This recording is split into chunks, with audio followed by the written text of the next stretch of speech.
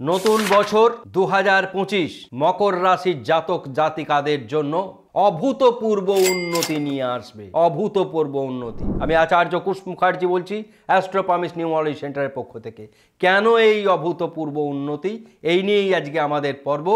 2025 মকর রাশি বর্ষফল। বর্ষফল বিচার করার আগে আমরা দু তিনটি বিষয় নিয়ে আপনাদের কাছে কথা বলবো। প্রথমত, আমাদের চ্যানেল একমাত্র চ্যানেল যার মাধ্যমে আপনারা দৈনিক রাশিফল পাবেন ঠিক সকাল 7টায়।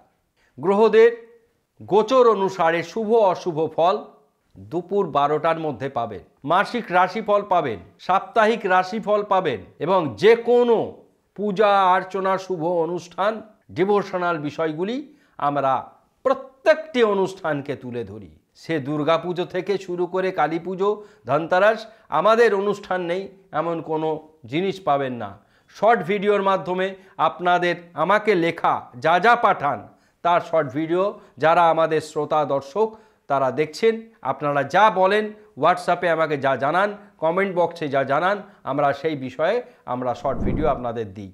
আমাদের বিশেষ অনুরোধ, আমাদের চ্যানেলের যারা প্রত্যহ দেখেন তাদের কাছে বিশেষ অনুরোধ, তারা অবশ্যই চ্যানেলটিকে নিজের মনে করে আপনারা সাবস্ক্রাইব যেমন করে রেখেছেন, দেখছেন, মন্তব্য করছেন, ঠিক সেইভাবে অনুরূপভাবে আপনাদের বন্ধুরাও উপকৃত হোক সেইভাবে সাবস্ক্রাইব করার সঙ্গে সঙ্গে শেয়ার করতে ভুলবেন না। এটা বলার জন্য আমাদের একটু সময় লাগলো 2 মিনিট। এবার আমরা প্রথমে গ্রহের বিন্যাস বলবো, অর্থাৎ গোচর। বৃহস্পতি রয়েছে মীন রাশিতে, বৃষ রাশিতে। বৃহস্পতি বক্রী অবস্থাতেই রয়েছে বৃষ রাশিতে। মঙ্গল বক্রী অবস্থায় রয়েছে। শনির সঙ্গে মঙ্গলের সম্পর্ক খারাপ। সপ্তম হাউসে রয়েছে মকর রাশির সপ্তম স্থান। এই জায়গাটি মন্দ প্রভাব পড়বে, আমরা তার প্রতিকার বলে দেবো। অর্থাৎ বক্রী অবস্থায় মঙ্গল রয়েছে, উগ্র মাঙ্গলিকের প্রকাশ ঘটছে। এবার ভাগ্যে কেতু, এটি মকর রাশির জন্য কিছুটা হানিকর। যাদের দশা অন্তর্দশা কেতুর চলবে তাদের জন্য এটি সমস্যাবহুল, কিন্তু কেতু বেশি দিন সেখানে অর্থাৎ কন্যা রাশিতে থাকবে না।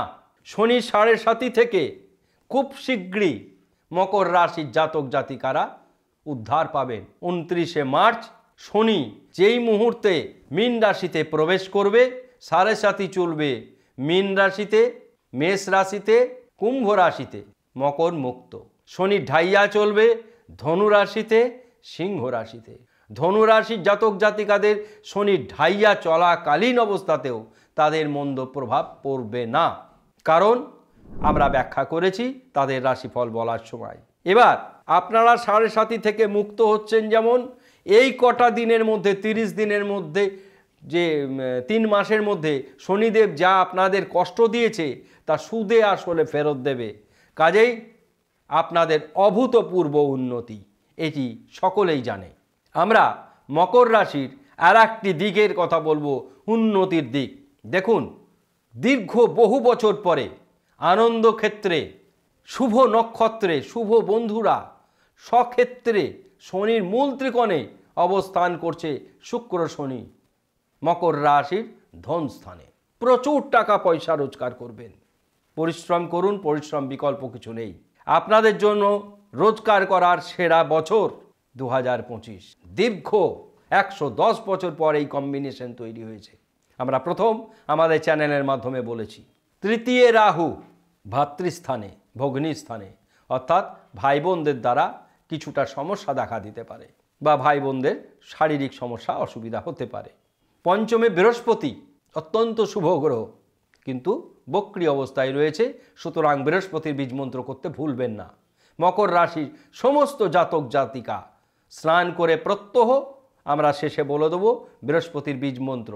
এটি আপনাদের জন্য একটি সেরা উপায় হতে পারে। যারা মাঙ্গলিক তারা বিবাহ পিড়িতে বসার আগে মাঙ্গলিক দোষ কাটিয়ে নেবেন। ভাগ্য আপনাদের কিছুটা কেতুর অন্তর্দশায় যারা চলবে তাদের জন্য কিছুটা সমস্যা থাকবে। কেতুর অন্তর্দশা যাদের চলবে তারা কেতুর প্রতিকার করে নেবেন। সবসময় গ্রহরত্ন পড়তে হবে তার কোনো মানে নেই। কেতুর ইষ্টদেবী ধূমাবতী, তার বীজমন্ত্র সন্ধেবেলায় করবেন। তাহলে বৃহস্পতির বীজমন্ত্র সকালে করবেন, সন্ধেবেলায় করবেন কেতুর বীজমন্ত্র, কেতুর ইষ্টদেবীর বীজমন্ত্র ধূমাবতী। কর্ম অতি শুভ, আয় অতি শুভ। ব্যয় ক্ষেত্রে রবি রয়েছে, যা শুভ নয়। দ্বাদশে রবি অশুভ, দ্বাদশে চন্দ্র অশুভ। কিন্তু রবি এবং চন্দ্র দুজন একে অপরের বন্ধু, বন্ধু গৃহে একটি শুভ যোগ তৈরি করায় এদের অশুভত্ব হ্রাস পেল। অর্থাৎ দ্বাদশে রবি থেকে চন্দ্র থেকেও আপনাদের কোনো ক্ষতি হলো না। অর্থাৎ এটিই হচ্ছে ব্যাখ্যা। প্রত্যেকটি যুক্তিসঙ্গত কারণগুলি আমরা বলে দিই আমাদের বিচার এবং বিশ্লেষণের মধ্যে দিয়ে। এবার আসি আমরা অ্যাট এ গ্লান্স, কোথায় ভালো কোথায় মন্দ। মন্দ তো মাঙ্গলিক দিকটা, অর্থাৎ বিবাহ বন্ধনে মাঙ্গলিক দোষ কাটিয়ে বিবাহ জায়গায় যাবেন এবং স্বামী স্ত্রীর মধ্যে কিছুটা তর্ক বিতর্ক দেখা দিতে পারে। এবার তৃতীয় আমরা বলেছি ভ্রাতা ভগ্নির ক্ষেত্র রাহুর অবস্থানের কারণে কিছুটা সম্পর্কে বিঘ্ন ঘটতে পারে, মানে অবস্থান খারাপ হতে পারে, নিজেদের মধ্যে পারস্পরিক সম্পর্কে কিছু সমস্যা দেখা দিতে পারে। ভাগ্যে যাদের কেতুর অন্তর্দশা চলবে তাদের জন্য, যাদের কেতুর জন্মকুণ্ডলিতে কেতুর অন্তর্দশা চলবে না তাদের কোনো রকম কুপ্রভাব ভাগ্যে পড়বে না, বরঞ্চ কেতু ভাগ্যে শুভ ফলদায়কই গ্রহ হয়। কেতু ভয়ঙ্কর হয়ে যায় কোথায়? কেতু ভয়ঙ্কর হয় দ্বাদশে। কেতু ভয়ঙ্কর হয় কোথায়? কেতু ভয়ঙ্কর হয় অষ্টমভাবে, লগ্নভাবে। তো সুতরাং এগুলো আমরা ভাব অনুসারে ভাব বিচার করেছি। আমাদের প্রত্যেকটির যারা অনুষ্ঠান দেখছেন, এছাড়া জ্যোতিষ বিষয়ে কিছু শিখতে চান, পড়াশোনা করতে চান, আমাদের সরাসরি ওয়েবসাইটে চলে যাবেন www.apnc.co.in। সেখানে বিভিন্ন গ্রহরত্নের কম্বিনেশন দেওয়া আছে, কম্পোজিশন দেওয়া আছে, কি কাজ করে, কেন করে, কিভাবে করে, এবং আমাদের প্রচুর ব্লগে লেখা আছে যা জ্যোতিষশাস্ত্রে একটি নতুন দিক হতে পারে আপনাদের কাছে। পড়ুন, শিখুন, সকলেই ভালো থাকুন এবং আপনাদের বছর ভালো যাবে এই ব্যাপারটি আমরা যেমন তুলে ধরছি, আরেকটি বিষয় আমরা তুলে ধরব, মন্দ বিষয়টিকে সাবধান হবেন। কেননা এক ঘটি জলে, গঙ্গা জলে একমাত্র গোমূত্র ফেলবেন না। এত সুন্দর পারফরমেন্স থাকার পরে আপনাদের যেই সমস্যাগুলো, অর্থাৎ ভ্রাতা-ভগ্নী মানে বিবাহ, ভাগ্য জায়গায় কেতুর অন্তর্দশা, কেতুর প্রতিকার করবেন না, এরকম করবেন না, করে নেবেন সেগুলি। এবং যারা বীজমন্ত্র করতে পারবেন না, আমরা প্রতিকার সেগুলি বলে দেব। তাহলে ভাগ্য বললাম, কর্ম অতি শুভ, সরকারি চাকরি বেসরকারি চাকরির ক্ষেত্রে, ব্যবসা শুভ, আয় শুভ, ব্যয় সাধারণ অর্থাৎ সঞ্চয়ের ভাণ্ডার অতি শুভ। যারা যেহেতু আপনাদের রাশির অধিপতি গ্রহ শনি, তারও যথেষ্ট ক্ষমতা এই মুহূর্তে রয়েছে, যখন সে মীন রাশিতে যাবে তখনও কিন্তু তার ক্ষমতা হ্রাস পাবে না। সুতরাং মকর রাশির জাতক জাতিকারা নৃসিংহদেবের আপনাদের আরাধ্য দেবতা হনুমানজির যেমন পূজা অর্চনা করবেন, হুং হনুমতে রুদ্রাত্মকায় হু ফট স্বাহা। অনেকেই জানেন না মকর রাশি, কুম্ভ রাশি, বৃশ্চিক রাশি এবং মেষ রাশি এনাদের আরাধ্য দেবতা হনুমানজি। তাহলে টোটকা ভালো মন্দ সবটা বললাম, আপনাদের জন্য টোটকা কি করবেন? স্নান করে বৃহস্পতির বীজমন্ত্র ওং হ্রিং ক্লিং হুং বৃহস্পতয় বারবার শুনবেন, শুনে বীজমন্ত্র করবেন। সবসময় বীজমন্ত্র স্ক্রিনে লিখে দিতে হবে তার তো কোনো ব্যাপার নেই। এত চ্যানেল দিয়েছি, আমাদের নবগ্রহ স্তোত্র বলে apnc.co-তে আপনারা যখনই খুলবেন www.apnc.co.in, সেখানে আপনারা নবগ্রহ স্তোত্রমালায় বা সমস্ত জিনিস পেয়ে যাবেন, বীজমন্ত্র তাদের ইষ্টদেবীর। এই নিয়ে আমরা একটা আমাদের ইউটিউব চ্যানেলেও একটা পর্ব দিয়েছি, দশ মহাবিদ্যা নবগ্রহ, এই সমস্তগুলি থেকে বীজমন্ত্রগুলো স্ক্রিনশট নিয়ে নেবেন বা বারবার শুনে করে নেবেন।